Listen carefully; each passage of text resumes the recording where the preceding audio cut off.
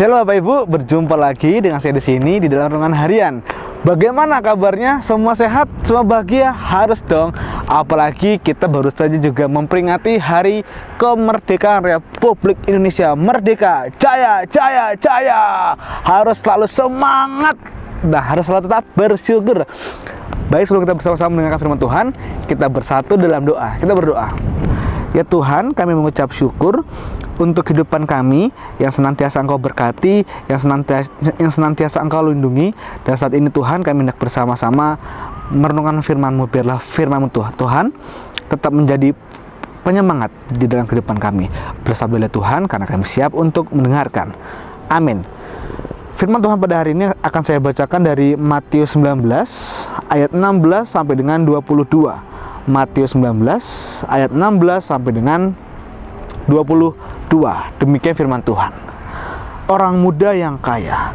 Ada seorang datang kepada Yesus dan berkata, "Guru, perbuatan baik apakah yang harus kuperbuat untuk memperoleh hidup yang kekal?" Jawab Yesus, "Apakah sebabnya engkau bertanya kepadaku tentang apa yang baik? Hanya satu yang baik. Tetapi jikalau engkau ingin masuk dalam hidup, turutilah segala perintah Allah."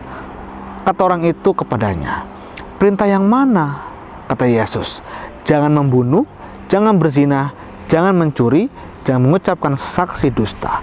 Hormatilah ayahmu dan ibumu, dan kasihlah sama manusia seperti dirimu sendiri." Kata orang muda itu kepadanya, "Semuanya itu telah kuturuti, apalagi yang masih kurang?"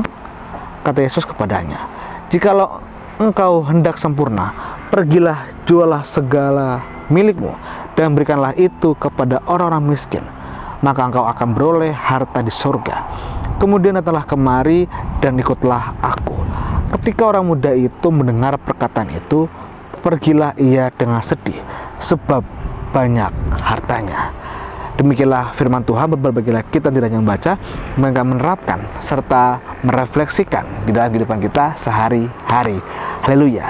Bapak, Ibu, dan Saudara yang dikasihi oleh Tuhan Yesus Kristus, kekayaan seringkali menjadi dambaan, harapan, angan-angan setiap insan demi mencapai sebuah kebahagiaan.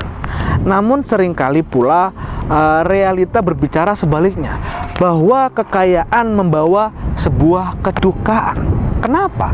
Karena ada saja yang menimbulkan ketidakharmonisan dalam keluarga, retaknya persahabatan, rela menjual kejujuran dan ketulusan, dan kehancuran diri. Terlebih lagi bila kekayaan telah menjadi dewa dalam kehidupan seseorang, sehingga segala sesuatu diukur dengan kekayaan, harta, dan tahta. Inilah yang terjadi dalam diri sang pemuda yang kaya nan malang yang terdapat di dalam bacaan kita. Strategi pemuda kaya dalam bacaan kita menunjukkan bahwa sesungguhnya ia tidak sedang bertanya, tetapi sedang memamerkan segala kesalehannya. Ketika ia menganggap bahwa semua yang baik telah dilakukannya, di sini Yesus justru menegaskan bahwa hanya ada satu yang baik, yaitu Tuhan. Bagaimanapun baiknya manusia, tetaplah manusia itu berdosa yang tidak mungkin mencapai standar kebaikan Allah. Maka Yesus mengatakan bahwa memperoleh hidup kekal, manusia harus datang kepada Allah itu sendiri, dan tidak mungkin dengan usaha atau perbuatan baik manusia. Namun pemuda tersebut menilai kehidupan kekal hanya sejauh usaha manusia semata. Mungkinkah seorang dapat melakukan semua perintah Allah dengan sempurna, bukan dengan standar manusia tetapi dengan standar Allah? Bila benar bahwa pemuda tersebut telah melakukan semuanya demi kasihnya kepada Allah, maka ketika Yesus menyuruhnya untuk menjual segala miliknya dan membagikan pada orang miskin, tidak akan membuatnya sedih, tapi dengan sepenuh hati ia akan melakukannya serta bergembira, serta senang, tidak bersungut-sungut. Tetapi pemuda di sini ketika disuruh untuk melepaskan segala harta, dia justru malah sedih. Namun di sini ia gagal karena kekayaannya telah menjeratnya. Ketidakmengertian para murid-murid menyebabkan Yesus harus menjelaskan bahwa orang kaya sulit untuk masuk surga, bukan karena kekayaannya, tetapi karena pemahaman yang salah, sehingga tidak menyadari bahwa keselamatan adalah anugerah Tuhan yang kekal, yang sesungguhnya tidak dapat diukur dan diupayakan dengan apapun, dengan materi apapun. Demikian pula pemahaman mereka tentang apa yang didapatkan sebagai balasan dari kerelaan meninggalkan segala sesuatu untuk mengikut Yesus. Mereka pun mengukur segala sesuatu dengan neraca untung atau rugi. Bagi mereka kehidupan kekal masih merupakan sesuatu yang abu-abu, yang abstrak. Maka titik tolak pembicaraan mereka berkisar tentang materi.